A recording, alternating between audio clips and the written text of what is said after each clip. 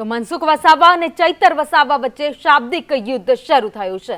ચૈતર વસાવાના આક્ષેપ પર મનસુખ વસાવાએ પ્રહાર કર્યા છે। સદસ્યના અભિયાન મુદ્દે ચૈતર વસાવાએ આક્ષેપ અને ફગાવી દીધા છે। ચૈતર વસાવા ખોટા આક્ષેપ કરે છે, મનસુખ વસાવાનું કહેવું છે ચૈતરના આક્ષેપો ખોટા છે, તેમની પાસે કોઈ જ પ્રૂફ પણ નથી।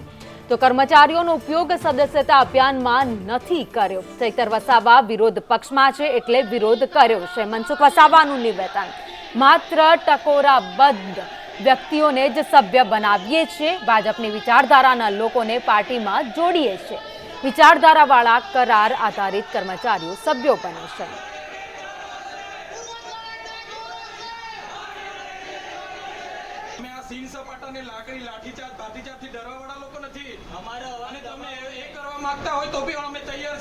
તો ચૈતર વસાવા અને મનસુખ વસાવા ફરી એકવાર સામસામે જોવા મળ્યા છે। જો કે ગઈકાલે ખખડધજ રસ્તાઓને લઈને ચૈતર વસાવા કલેક્ટર કચેરીએ રજૂઆત કરવા માટે પહોંચ્યા હતા અને તેમણે આક્ષેપ લગાવ્યા હતા અધિકારીઓ સામે કે અધિકારીઓ સરકારના કામ કરે છે। એવા જ આક્ષેપ પોલીસ પર પણ લગાવ્યા હતા કે પોલીસ સરકાર કેટલું જ કરે છે, એના સિવાય કોઈ કામ કરતી નથી। જો કે આ તમામ જે આક્ષેપ છે તેને ફગાવવામાં આવ્યા છે મનસુખ વસાવા દ્વારા। ભરૂચના સાંસદ મનસુખ વસાવાએ આ તમામ આક્ષેપને ફગાવી દીધા છે। ચૈતર વસાવાનો આક્ષેપ હતો કે ભાજપ જે અભિયાન ચલાવી રહ્યું છે તેમાં અધિકારીઓ અને પોલીસ પણ તેમની મદદ કરે છે।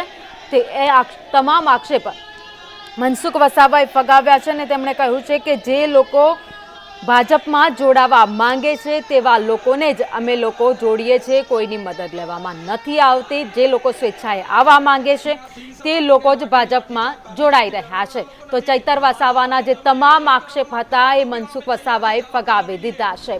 સાથે તેમણે એ પણ કહ્યું છે કે ફિલ્ડમાં કામ કરે એટલે અનુભવ પાર્ટીને કામ લાગે તે હેતુ છે। પોલીસ હપ્તા લેતી હોય તો તેમનો શાળો પોલીસમાં છે તેવા પણ આક્ષેપ લગાવ્યા છે। ચૈતર વસાવા શાળાને સાથે રાખીને જનતા રેડ કરે છે। ચૈતરનો સ્વભાવ લોકો સાથે ઘર્ષણ કરી પ્રસિદ્ધિ મેળવવાનો છે, એટલે કે ચૈતર વસાવા પર સસ્તી પ્રસિદ્ધિ મેળવવાનો આક્ષેપ પણ મનસુખ વસાવાએ લગાવ્યો છે। આ કોઈ પહેલી વાર નથી કે ચૈતર વસાવા અને મનસુખ વસાવા સામસામે આક્ષેપ કરતા હોય। અગાઉ પણ આવી જ રીતે અનેક મુદ્દાઓ પર બંને જણા સામસામે આવી ચૂક્યા છે।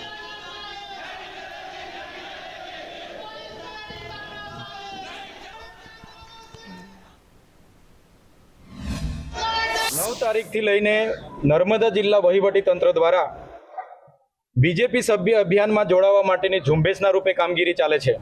અમે ગઈકાલે 17 જણને ગામડાઓમાં રોક્યા, એમના આઈડી કાર્ડ જોયા તો ટીડીઓ શ્રીએ જાતે બીજેપી સદસ્યના એક કર્મચારીના કાર્ડ બનાવ્યા, એમના પરથી ઓટીપી લઈને એમની નોંધણી કરી।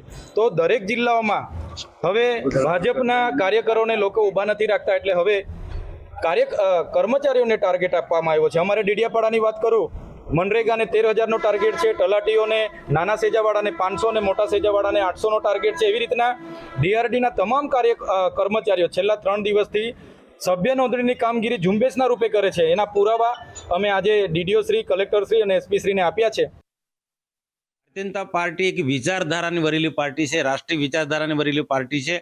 એટલે ટકોરાબંધ કાર્યકર્તા હોય એને જ અમે સભ્ય બનાવીએ અને બીજાને અમે સોંપી દે તો એવા સભ્ય થોડા બનવાના છે।